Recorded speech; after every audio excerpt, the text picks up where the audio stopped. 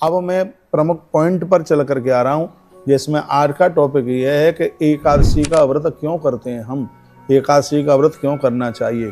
तो कहा जाता है नदी संगम तीर्थेषु तड़ागेषु सरस्वचा स्नानम समाचरे तत्र ग्रहेवा नियतात्मवान।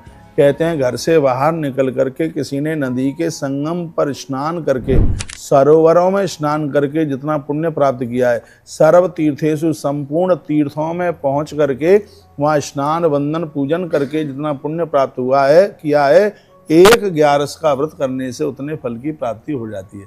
आज कलयुग में उम्र लोगों की बहुत कम है, इतना टाइम है नहीं कि सगरे तीर्थों में वो जा सकें। उनके पास समयाभाव होने की वजह से यह एकादशी की इतनी बड़ी महिमा है, परमात्मा ने इतनी बड़ी कृपा करी है, जो है एकादशी का व्रत करते हैं उनके कई जन्मों के अनजान में होने वाले सगरे पाप समाप्त हो जाते हैं। मान लिया जाए जान के किए गए हों, तो मेरे सामने ग्रंथ रखा है, ये उत्तरखंड है पद्म पुराण का, और इसमें बड़ी प्रमाणित बात है। मान लिया जाए कि जान के अपराध कर दिया हमने, तो उसका कोई प्रायश्चित है क्या?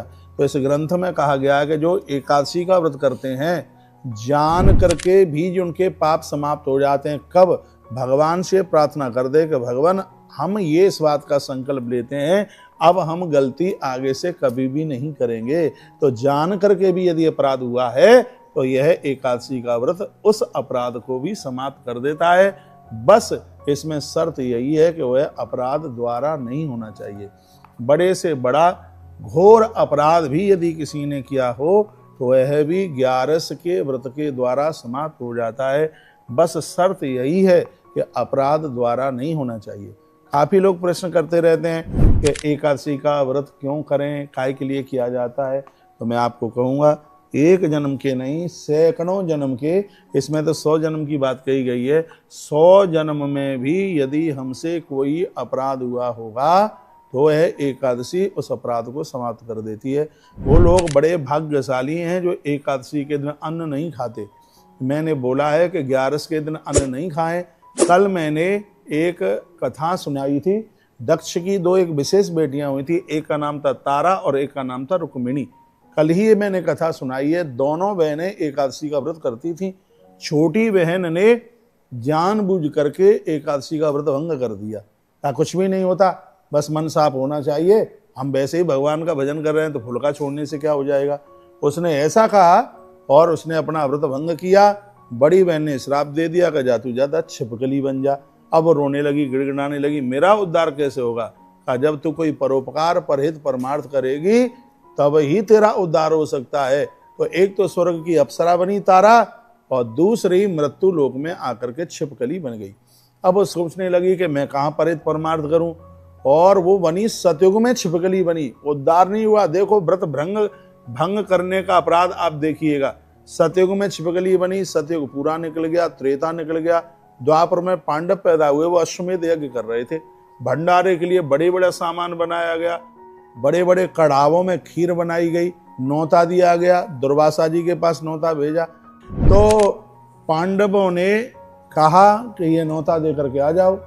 नौता जाकर के दिया तो उन्होंने कहा और कौन कौन आ रहे हैं? 33 कोट सा देवता आ रहे हैं। तो उन्होंने कहा यदि देवता आएंगे तो कुछ देवता ऐसे हैं कि उनको मैं आह्वान में नहीं चाहता कि वो यहाँ आए, तो मैं नहीं आऊँगा। उन्होंने नौता स्वीकार नहीं किया। तो ये सूचना जाकर के पांडवों को मिली तो पांडवों को तो बड़ा बुरा लगा का उन्हें अभिमान, उन्हें अहंकार आ गया है। आयोजन की विधिवत तैयारी हुई, सगरे देवता शरीर से धरती पर चल करके आए। देवताओं ने पूछा उन महात्मा जी के लिए, वो नहीं आए।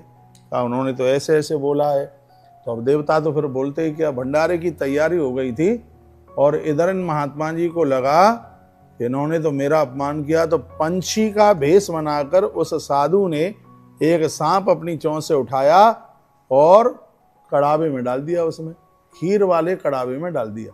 वो तो पूरा का पूरा नहीं है, पूरा का पूरा वो विष बन गया, वो जहर बन गया। वो छिपकली दीवार से चिपटी हुई थी, उसने ये सब देख लिया कि ये तो सगरे साधु मरेंगे, ये सांप की खीर में खा करके इनको तो सबको मरना है, ये तो कोई जीवित रहेगा नहीं, अब क्या करूं? वो अपना कल्याण चाहे और वो कहे कि अब मुझे कुछ परमार्थ करने का मौका मिल गया। कहा जिस समय वो सगरे दुर्वासा ऋषि थे, हाँ दुर्वासा जी थे, धन्यवाद। तो उसने दीवार से खिसक करके और अपने आप को कड़ावे में डाल दिया। सबकी निगाह पड़ गई, उन्होंने कहा अरे ये खीर खाने के लायक नहीं, इसमें छिपकली गिर गई। तो जैसे उस छिपकली को उसमें से निकाल रहे थे तो उसी समय उसमें से सांप भी निकल करके आ गया, मरा हुआ सांप। तो छिपकली ने अपने प्राण परहित परमार्थ के लिए छोड़े। तो सगरे साधुओं ने कहा कि छिपकली हमें बचाने के लिए जानबूझ करके इसने अपने प्राण छोड़ दिए हैं। तो कहा कि हे परमात्मा, इसका तू कल्याण कर दीजिए, इसको तू मुक्त कर दीजिए। वही छिपकली जिसका नाम था रुक्मिणी, वो अगले जन्म में राजा हरिश्चंद्र की धरती पर एक घर में वह जाकर के वो पहुंची। इस प्रकार से कथा आती है। तो ये सिगरी कथा एकादशी के द्वारा जुड़ी हुई है। तो इसमें मैं आपको निवेदन करना चाहता हूं कि आप 11 के व्रत को हल्का नहीं समझिएगा।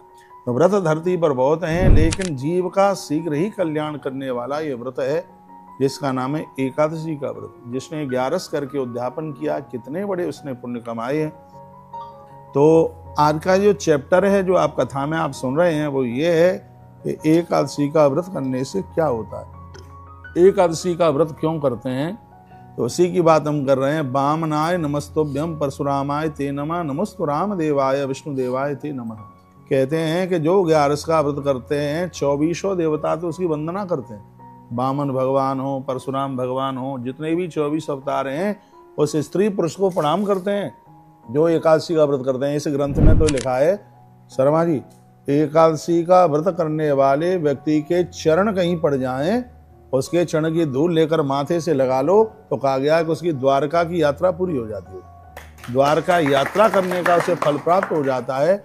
एकादशी का व्रत करने का भैया इतना बड़ा मातम है। ब्राह्मे मुहूर्तिक उत्थाय काम क्रोध विवर्जिता। एकादशी के दिन भोर में आप जल्दी जगिए, लड़ाई झगड़ा करिए मत, धरती माता को वंदन प्रणाम कीजिएगा, स्नान कीजिए, धुले हुए वस्त्र पहनिएगा। और फिर लिखा है दीपस्तमो नाशयति दीपम कांति प्रक्षति। दीप जरूर जलाएं, तस्मा दीप प्रदानेन प्रियताम में जनार्दना। भगवान नारायण उस स्त्री पुरुष के अज्ञान का हरण कर लेते हैं और उसके जीवन को दिव्य बना देते हैं, प्रकाशमय बना देते हैं। यह एकादशी की बहुत बड़ी महिमा मैं आपके बीच में निवेदन करता हूँ।